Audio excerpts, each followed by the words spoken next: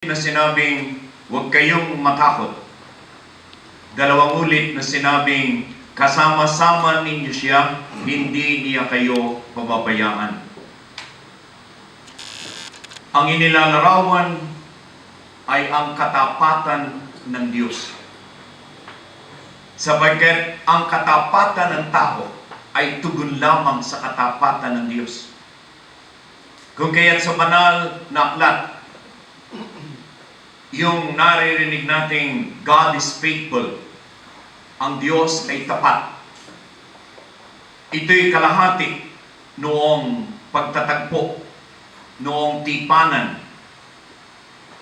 Ang pananampalataya, ang pananalig, ay una naroroon sa katapatan ng Diyos na ang kanyang sinabi, kanyang ipinangako ay kanyang tutuparin. Ang ipinangako niya ay kanyang ibibigay. At ang katapat naman nito, ay yun namang pananalig ng tao na kanyang kinausap, inanyayahan, pinangakuan, na ang Diyos ay kanyang panghawakan, gagawin ang sinabi, ibibigay ang kanyang ipinangako. Ito yung kailangang bigyang diin sa isang pinuno katulad ni Moises. Ito yung kailangang mula kay Moises ay ituro sa bayang Israel. Kung kaya yung pagkakasalin, napansin ninyo, singular. Yung unang salita ni Moises ay plural, para sa bayan ng Israel. Para sa bayan na siyang bahagi ni Yahweh.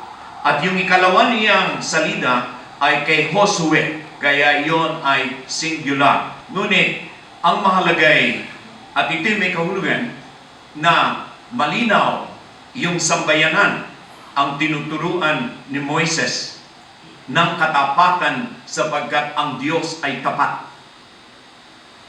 Kaya sabi niya, gawin ninyo sa sandaling pumasok kayo sa lupang ipinangako. Gawin ninyo ang lahat ng sinabi ko sa inyo na alinsunod sa kalooban ng Panginoon. At inulit niya ito ngayon sa isang lingkod ng bayan kay Josue na kanyang pinili upang dala ng katandaan. Buong katotohanan niyang inamin, hindi na ako, kayo na, siya na. Napakagandang halimbawa. At ang katapatan din ito ng Diyos, ang siyang buong linaw na sa atin ay hinaharap sa banal na Ebanghelyo. Kung paano yung katapatan ng tao ay kaakibat nito. Ito ang ibig sabihin na hanggat hindi kayo nagiging tulad muli ng bata, paano mo babalikan ang pagkabata mo?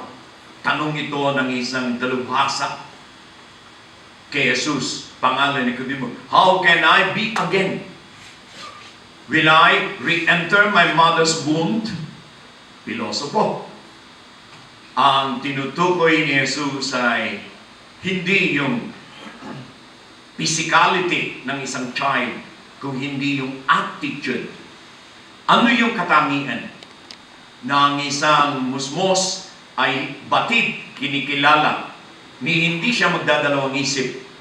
Hindi niya sa sarili kaya lamang, kung kaya't ang kanyang sandigan ay ang kanyang ama, ang sa kanya'y nagmamahal.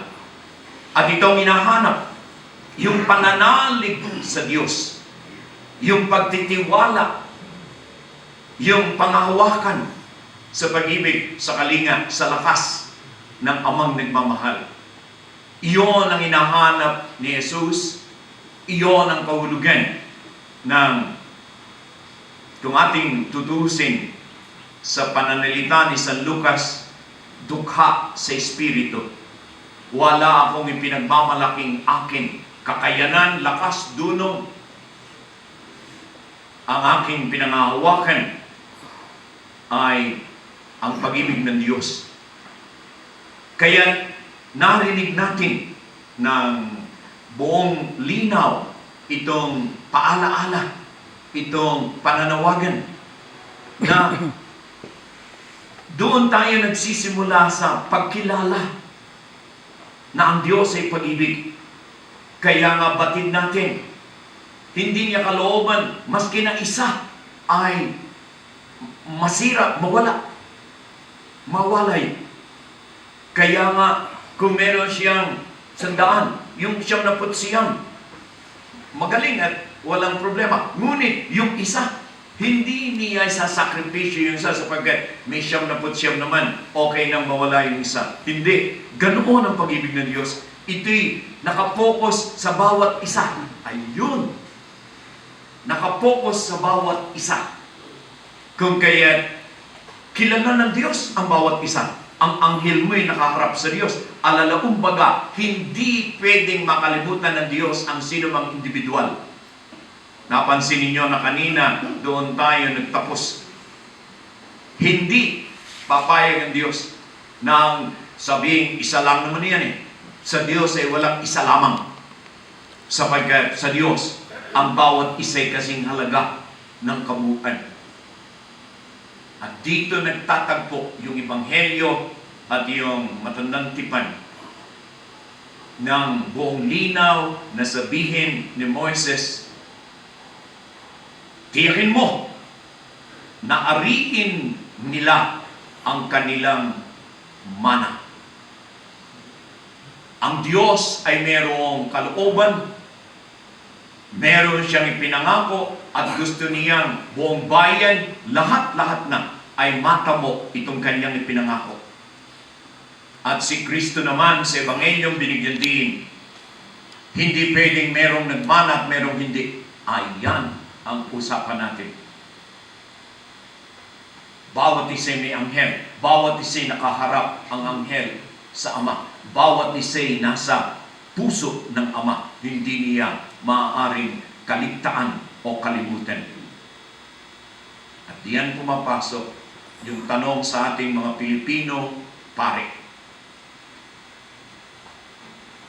Na ang ating pananaw kaya ay ang kabaligtaran na matagal na nating nakukuhang tanggapin, mapait na katotohanan, ngunit tinatanggap na natin na merong hindi magmamana, na merong hindi nagmamana, na kung ang Diyos ay merong binigay, ito yung kanyang salita ng buhay at pag-ibig.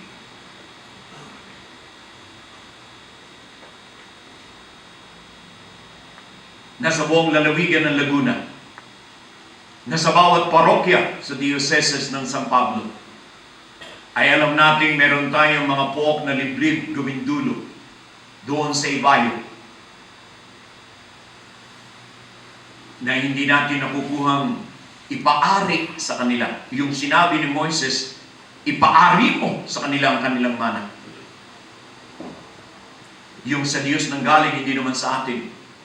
Yung tayo katiwala lamang at ang habilin sa atin ay unang inihabilin kay Moises, inihabilin kay Josue, inihabilin sa bawat lingkod na itinalaga. Paano natin haharapin ang Diyos? Paano natin maiisip na yung may mga anghel sa harapan ng Diyos na ang kanilang tinutugunan at ang kanilang binabantayan ng mga nasasakop natin at pinananagutan? Ang kanilang karanasan ay kaiba yun nung itinuro ni Kristo. Hindi kayo nakalimutan ng Diyos kailanman. Tayo ang pangunahing kasangkapan ng Diyos upang malasap nila at upang mangyari